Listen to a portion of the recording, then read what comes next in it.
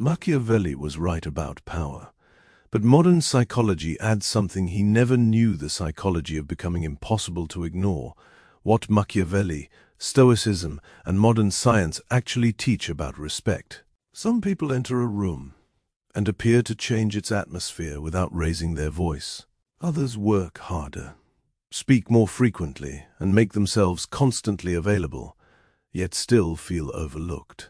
Their messages receive delayed replies. Their contribution is taken for granted. Their loyalty is expected rather than valued. Their absence barely registers. This painful difference has created an enormous online market for content promising to transform ordinary men into supposedly dangerous, untouchable, or high-value figures. The formula is usually familiar: become scarce, reveal less, control your emotions, refuse to explain yourself, and withdraw your attention from anyone who fails to appreciate you. Machiavelli is often invoked as the intellectual authority behind the advice, while Stoicism is presented as a system for suppressing vulnerability. Some of these principles contain genuine insight. Discipline matters. Boundaries matter. Competence, self-control, and independence can transform the way a person is perceived. But the online version frequently crosses an important line. Healthy independence becomes deliberate emotional unavailability. Self-respect becomes calculated coldness. Boundaries become punishment. Silence becomes manipulation. Relationships are reduced to contests over who appears to care least. The result is not strength. It is often insecurity disguised as strategy. The real psychology of respect is more complex and ultimately more useful. It combines autonomy with connection, confidence with evidence, emotional control with emotional honesty, and personal boundaries with clear communication. The transcript that inspired this analysis presents 8 laws for becoming impossible to ignore, including scarcity, disciplined presence, emotional control, reputation management, usefulness, and strategic absence. Its most defensible message is that people should stop chasing validation and build lives with greater substance. Its weakness is the repeated implication that respect depends on keeping others psychologically uncertain or making access deliberately difficult. To understand what genuinely makes someone respected, it is necessary to separate 3 different things: Machiavellian power, Stoic self-command, and the findings of modern psychology. Why some people are overlooked. Being overlooked is not always evidence that a person lacks value. People can be ignored because of prejudice, dysfunctional workplaces, unhealthy relationships, poor leadership, social exclusion, or simple bad luck. It would be dangerously simplistic to argue that everyone receives exactly the treatment their conduct deserves. Nevertheless, behavior does shape perception. People continually form judgments from signals such as posture, reliability, communication, confidence, emotional stability, and demonstrated ability. They notice whether someone keeps commitments, tolerates repeated disrespect, speaks with clarity, or changes direction whenever approval is withdrawn. A person who constantly abandons their priorities to remain available can unintentionally communicate that their time has little value. Someone who repeatedly accepts broken promises may teach others that there is no meaningful consequence for disappointing them. A person who over-explains every decision can appear uncertain, even when the decision itself is reasonable. This does not mean kindness causes disrespect. Kindness without boundaries, however, can become indistinguishable from compliance. The distinction matters. A generous person chooses to help. A compliant person feels unable to refuse. A loyal person remains committed where mutual respect exists. A dependent person remains even when loyalty is repeatedly exploited. The outward behavior may initially look similar, but its psychological foundation is entirely different. What Machiavelli actually understood about power. Niccolò Machiavelli remains one of history's most frequently quoted and misrepresented political thinkers. He is often reduced to a collection of cynical slogans, suggesting that deception, fear, and ruthlessness are always superior to morality. His actual work was more specific. Machiavelli was primarily analyzing political power, how rulers acquire it, maintain it, and lose it in unstable political environments. The Stanford Encyclopedia of Philosophy describes power as central to Machiavelli's understanding of political activity. His work rejected the comforting assumption that moral goodness alone was sufficient to secure political authority. Successful rulers, in his account, needed to understand how power operated in practice, rather than merely how philosophers believed it ought to operate. That insight remains relevant far beyond Renaissance government. Intentions are not always visible. Outcomes, patterns, and positions are. A manager may intend to appear approachable but become perceived as weak if serious misconduct never produces consequences. A partner may intend to demonstrate love but communicate dependency by repeatedly tolerating humiliation. An employee may intend to appear committed but undermine their negotiating position by making unlimited availability the permanent expectation. Machiavelli understood that reputation influences behavior before direct force becomes necessary. Political authority partly depends on what people believe a ruler is capable of doing. Applied responsibly to ordinary life, this means boundaries must be credible. A boundary that is endlessly announced but never enforced is not a boundary. It is a request. A promise that is repeatedly broken loses meaning.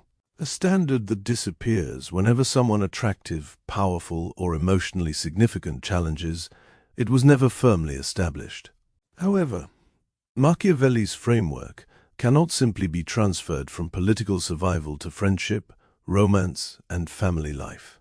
A prince maintaining control over a volatile state is not the same as a partner building intimacy. The methods that secure obedience can destroy trust.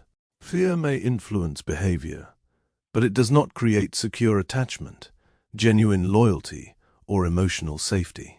This is where much online dark psychology advice goes wrong.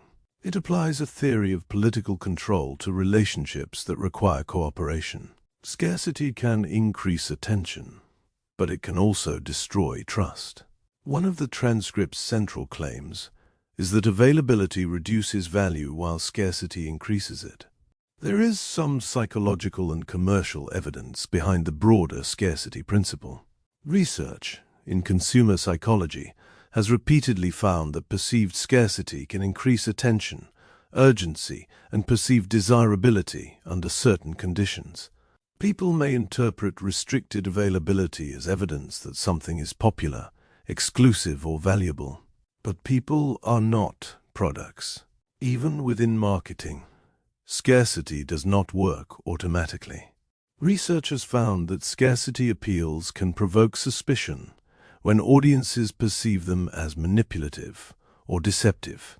In such circumstances, scarcity can reduce trust and purchase intentions rather than increase them.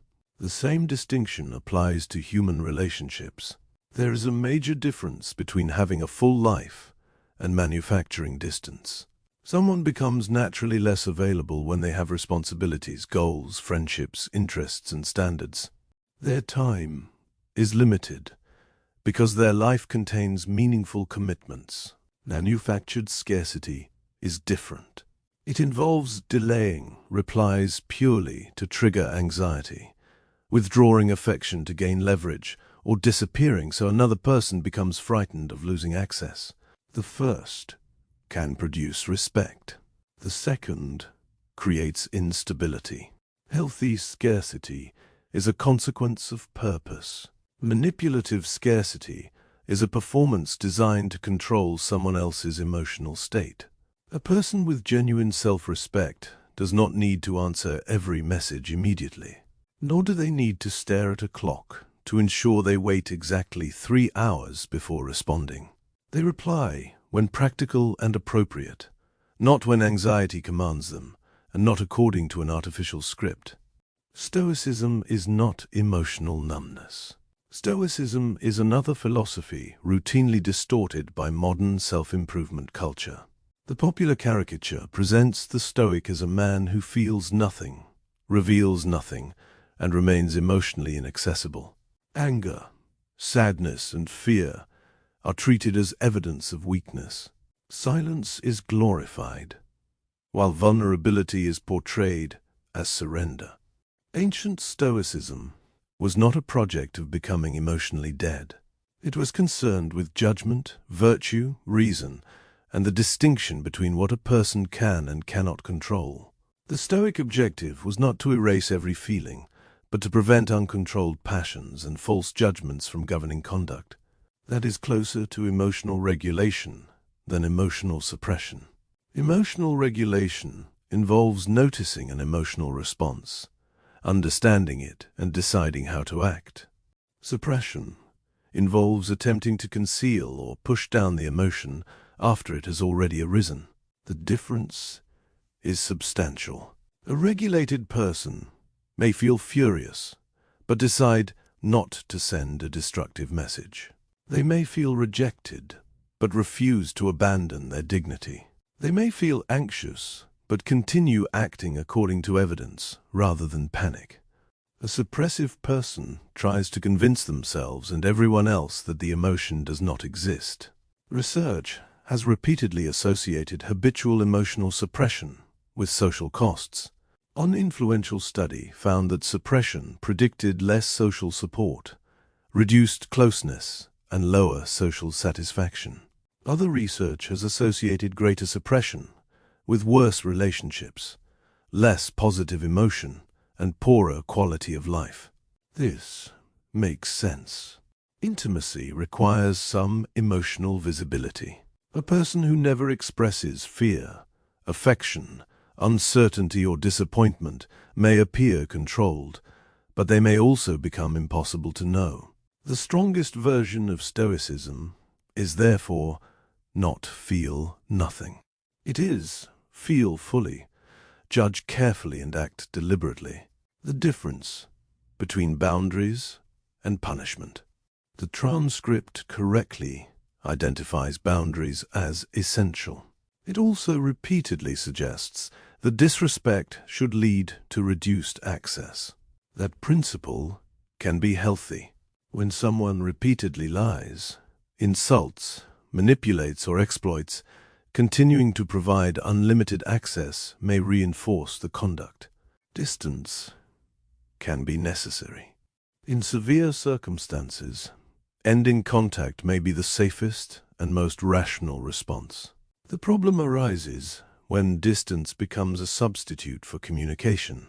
A boundary states what a person will accept and what they will do when the standard is breached. Punishment is designed primarily to cause discomfort, fear, or regret. Consider the difference. I won't continue this conversation while I'm being insulted. We can speak later when it is calmer. That is a boundary. I'm going to disappear without explanation until you panic and realize what you have lost. That is punishment and manipulation. The distinction is not softness. It is precision. Healthy boundaries clarify responsibility. Manipulative withdrawal manufactures uncertainty. The first protects dignity. The second attempts to dominate another person's nervous system. Research on romantic communication has repeatedly linked withdrawal patterns with poorer relationship outcomes. Demand-withdraw dynamics, in which one person pushes for engagement while the other retreats, can predict declining satisfaction. More recent research has also associated attachment avoidance with lower satisfaction through mutual withdrawal patterns. There are situations in which no further explanation is required, particularly after a pattern has already been clearly addressed. But never explain yourself is a poor universal rule. Strong people communicate when communication is useful.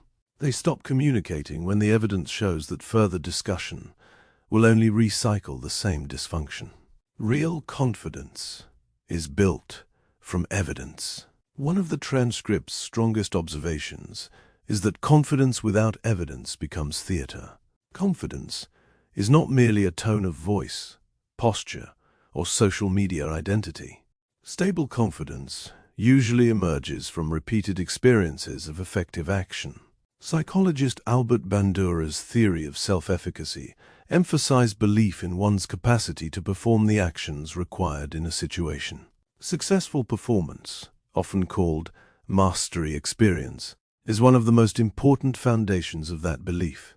Research drawing on self-efficacy theory continues to connect successful performance, preparation, and competence with stronger confidence.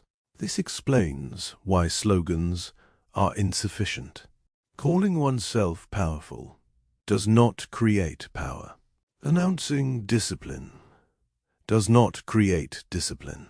Describing oneself as high value does not create value. Evidence does.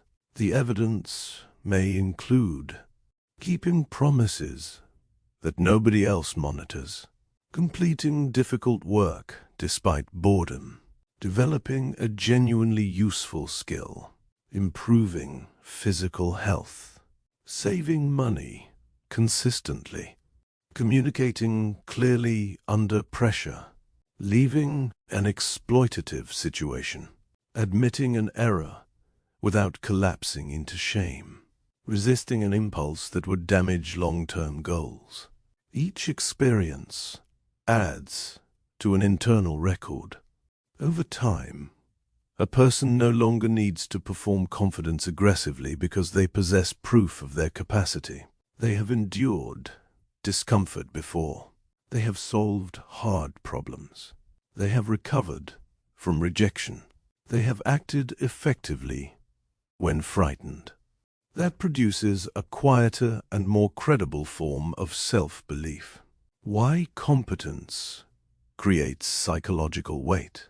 Much of what people interpret as presence is competence combined with composure. The most valuable person in a difficult room is often not the loudest. It is the person who understands what is happening, identifies the central problem, and helps create a workable decision. Competence reduces uncertainty. A competent colleague makes complex work more manageable. A competent leader provides direction during disorder. A competent friend can listen without inflaming the situation. A competent partner can address conflict without turning every disagreement into emotional warfare. Self-determination theory identifies competence as one of three core psychological needs, alongside autonomy and relatedness. Competence refers to experiencing effectiveness and mastery when interacting with the world. Autonomy concerns volition and meaningful choice, while relatedness concerns connection, warmth, and significance to others. This framework exposes a major weakness in the online untouchable man ideal. Human flourishing does not depend on autonomy and competence alone. Relatedness matters too. A person can become independent, skilled, and disciplined while remaining capable of closeness. In fact, the healthiest development involves all three: the freedom to direct one's life, the ability to act effectively, and the capacity to form meaningful relationships. Competence without relatedness can become sterile isolation. Relatedness without autonomy can become dependency. Autonomy without competence can become directionless individualism. Genuine strength requires integration. Reputation matters, but authenticity matters more. The transcript argues that people should control the story told about them. There is truth in this. Reputation affects opportunities. Reliability compounds. So does unreliability. The way someone behaves during pressure, conflict, and failure becomes part of how others anticipate their future behavior. People remember whether someone delivers. They also remember emotional volatility, dishonesty, broken promises, and uncontrolled reactions. Reputation is not merely branding. It is accumulated expectation. Machiavelli recognized the strategic power of public appearance. His political thought paid close attention to how leaders projected qualities and managed the passions and perceptions of others. But reputation management becomes psychologically corrosive when appearance separates too far from reality. A person who attempts to look disciplined while living chaotically must constantly defend the gap. Someone who performs indifference while privately obsessing remains controlled by the very attention they pretend not to need. The stronger strategy is alignment. Build a reputation for reliability by becoming reliable. Build a reputation for competence by developing competence. Build a reputation for calmness by learning to regulate emotion. Build a reputation for standards by applying them consistently, even when doing so is inconvenient. A reputation grounded in repeated behavior requires less active management because reality supports the story. This also means accepting that not everyone will approve. Boundaries may be described as arrogance by people who benefited from their absence. Independence may look cold to someone accustomed to unlimited access. Clear disagreement may be labeled aggression by someone who expected compliance. A mature person considers criticism without automatically obeying it. They ask, is this feedback accurate? Is the source credible? Is there a repeated pattern across different people? Does changing this behavior align with my values? That is more intelligent than either extreme, living entirely for approval or dismissing every critic as threatened by one's greatness. The myth of becoming dangerous. Online masculine content frequently uses the word dangerous as praise. Usually, it does not mean physically violent. It means difficult to manipulate, highly competent, emotionally controlled, and willing to leave. Yet the language still matters. Describing healthy development as becoming dangerous encourages an adversarial model of ordinary life. Every interaction becomes a hierarchy. Every delayed reply becomes a test. Every disagreement becomes a challenge to status. Every relationship becomes a contest over leverage. Hypervigilance is not wisdom. Some people manipulate. Others are simply tired, distracted, uncertain, imperfect, or communicating badly. A worldview that interprets every mistake as a calculated test can create the very isolation it claims to prevent. The better aim is not to become dangerous. It is to become grounded. A grounded person is difficult to manipulate because they examine evidence. They are difficult to provoke because they pause before reacting. They are difficult to exploit because they enforce boundaries. They are difficult to destabilize because their identity is not entirely dependent on another person's mood. But they remain capable of warmth, humor, generosity, and trust. They do not need everyone to fear losing them. They choose relationships in which both people value staying. 8 evidence-led principles for becoming harder to ignore. The strongest ideas within Machiavelli, Stoicism, and contemporary psychology can be translated into a healthier framework. Build substance before seeking recognition. Attention without substance is fragile. Develop expertise, judgment, health, financial stability, communication, and reliability. Recognition may follow, but even when it does not, the capability remains. The objective is not to look valuable. It is to become effective. Protect your time without performing scarcity. Do not make yourself endlessly available at the expense of your work, sleep, or priorities. Equally, do not manufacture delays to create anxiety. Let limited availability emerge naturally from a well-structured life. 3. Regulate emotion rather than suppressing it. Pause before acting. Name what you feel. Separate the feeling from the conclusion it is urging you to reach. Anger may signal a violated standard, but it does not prove that retaliation is wise.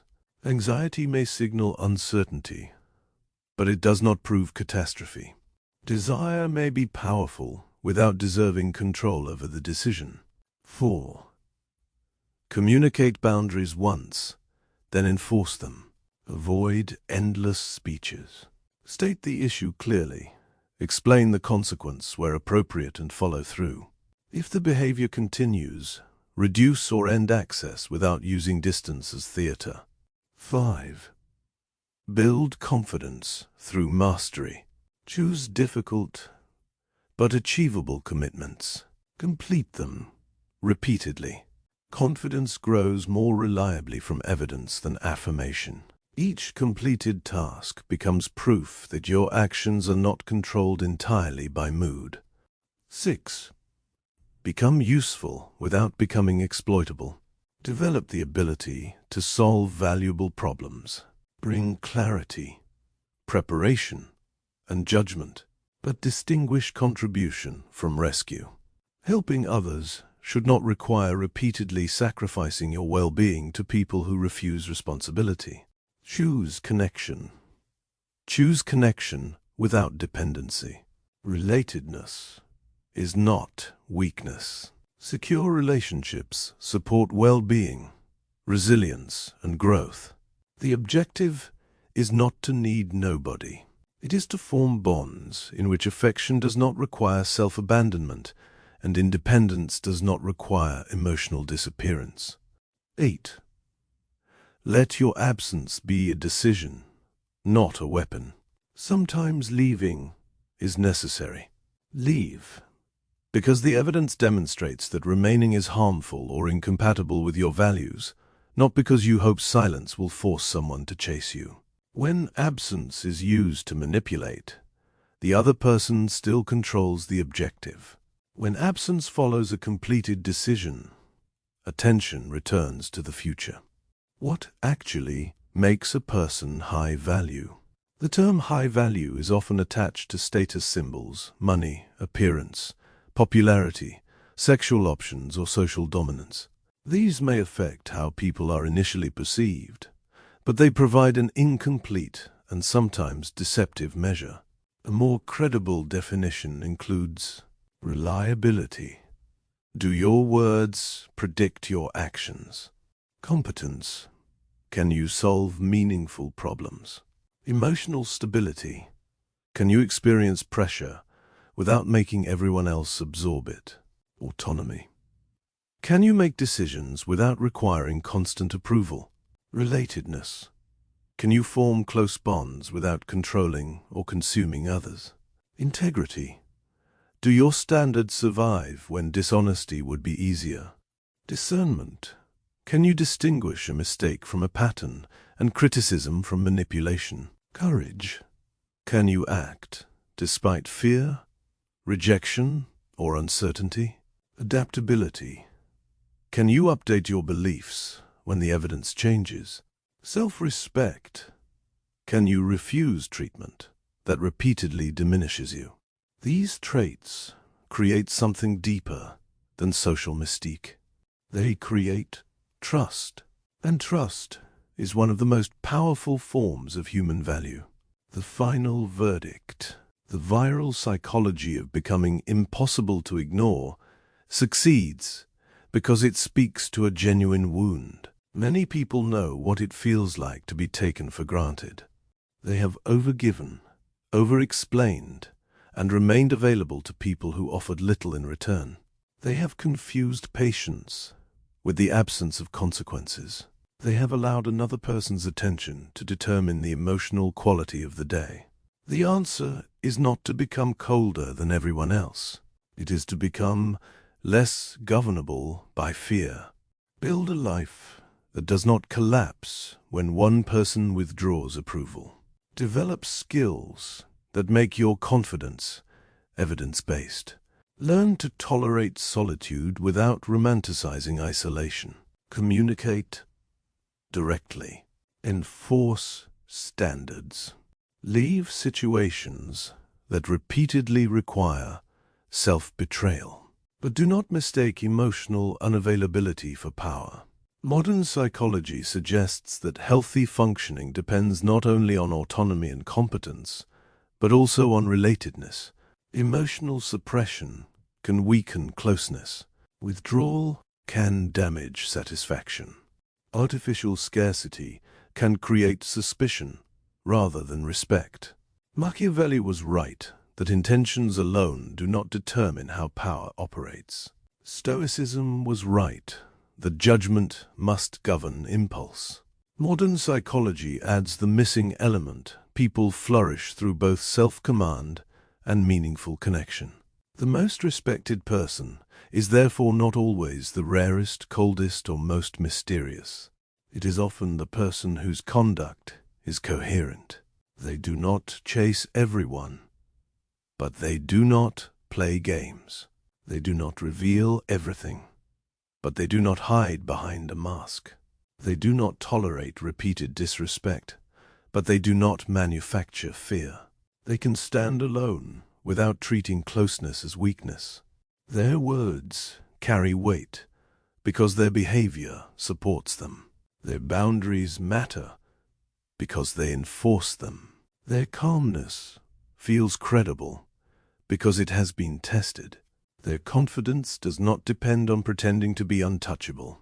It comes from knowing that whatever happens next, they will remain capable of acting with judgment, dignity, and purpose.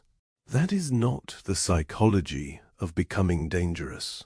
It is the psychology of becoming difficult to diminish.